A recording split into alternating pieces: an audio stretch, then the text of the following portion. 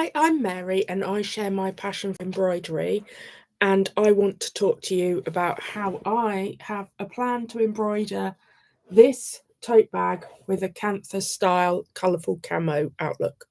So this video is going to cover why I'm choosing this tote bag, what my inspiration is, how I'm doing the design, and how I'm getting the design from an idea onto this bag. So denim is a great, sturdy, actually a really good plain canvas to work on. And look at this. When I saw this bag in the sales, I'd just say £17.50 down from £59. That's cheaper than some material. I thought that is a really big space to work on. I've got both sides. I've got the sides as well. It's lined with a pocket, and I'm just going to sew through both so that I keep this lining gets attached to the side. I try and keep the pocket functional. So I thought, what do I want to do with this? I've been mulling it over for a few weeks, and I was inspired by an old needlepoint design I did years ago. I've got various suites of these that I've done for myself, and I liked the cold, bold blocks of colour, right?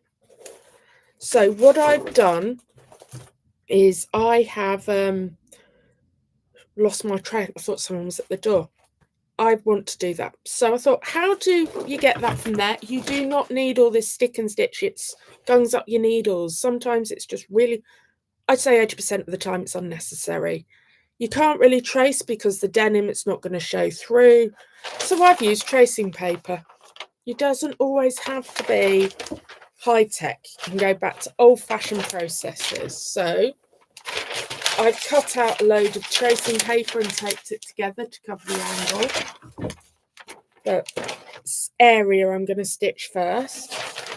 And then I got the Sharpies out. Well, I got pencils out first to draw around the edges, draw the shapes I wanted and refine them a bit. I went from squiggles that's a bit more camel to a blurby and blobby and a bit bigger. And then I got the coloured Sharpies out to match my colour palette. Now, I love perlé thread. It's so practical and durable. This is a perlé number 5. This is wonderful. These are DMC. If you were going to use embroidery on something that is being worn and used, like a bag, like jeans, like tops, think twice about stranded floss. That is my suggestion. Sashiko thread's great, but I actually prefer this because I think it's easier to stitch with and I don't think it will snag. Stranded floss will lightly snag the minute you touch it. It's brilliant for some things, but I actually think perlé is more durable for worn garments. It's got a twist. It's strong. Now, these are all colour fast. They have been manufactured that they will go through the washing machine at high temperatures. But I still didn't want to choose light colours because they will get grubby quickly. And with a workhorse bag, how often am I going to use them? So I've got this hot pink, a bright blue, a purple, and this gorgeous green. I took away a yellow and a goldy yellow and a light green because I thought, again, they would get grubby. And I'm just going to show you how this stands out against the denim. Can you see? So think about this swirls of running stitch in those blobs I showed you. Kantha is a traditional technique that comes from the Indian subcontinent of using a running stitch to patchwork scraps of material to turn them into throws and quilts, often sari material, which is why you get such beautiful colours and textures in kantha quilts. And there's quite a trend for taking old quilts from India and turning them into jackets, kimono style jackets, especially for people like me, middle class lady of a certain age. You see them a lot on the Toast website. And that's a fabulous way of repurposing textiles that is going to get them more life and more love and not just use virgin cotton somewhere. Anyway, kantha is running stitch. It is using shapes. It is using, like sashiko, the Japanese traditional technique, it uses the most basic stitch there is to create patterns.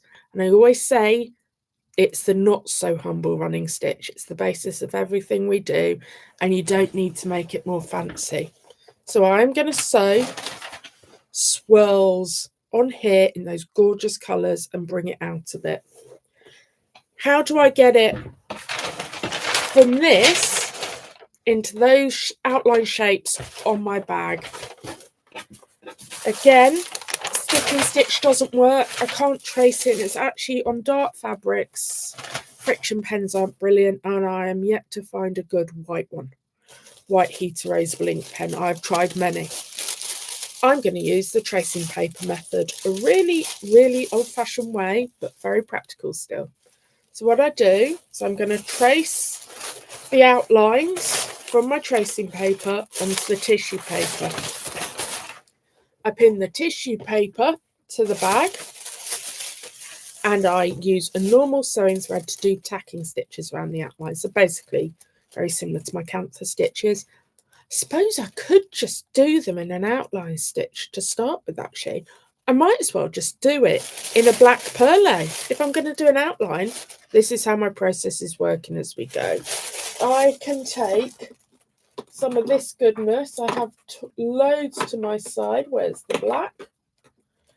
Not to hand.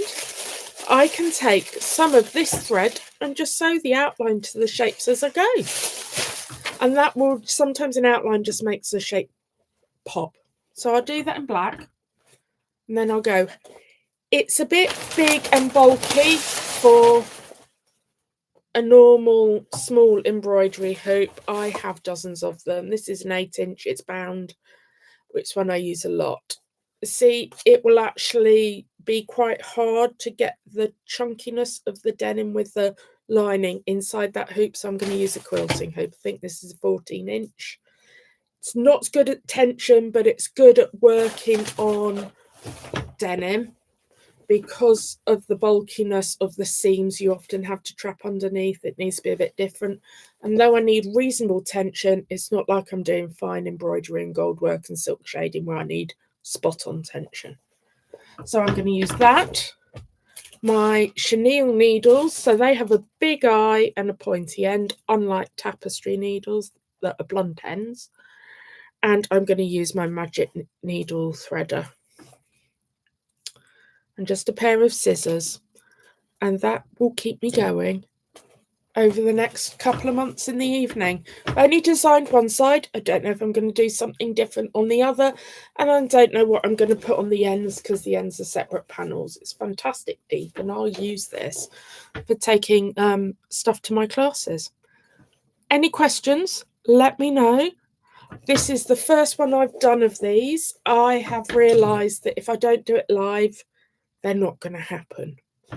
I would really been wanting to do more YouTube and share my process and inspiration with you for a while, and I'm thinking I need to make it really well edited, and I need all these bits from here that I can slot in. Done is better than perfect. So happy stitching, and keep following, subscribe, like and subscribe as they say, to see where I go with this, how I do it, and understand more about how I get to my design process. Because at some point in your stitching journey, most people want to start doing their own thing, and you need simple designs you can do when you're tired in front of the telly, hello, and really detailed designs where you need your magnifiers out. You need an array. And I don't want to gatekeep embroidery. I want to get everyone stitching for their well-being. Remember, stitch, don't scroll, embroider a bag.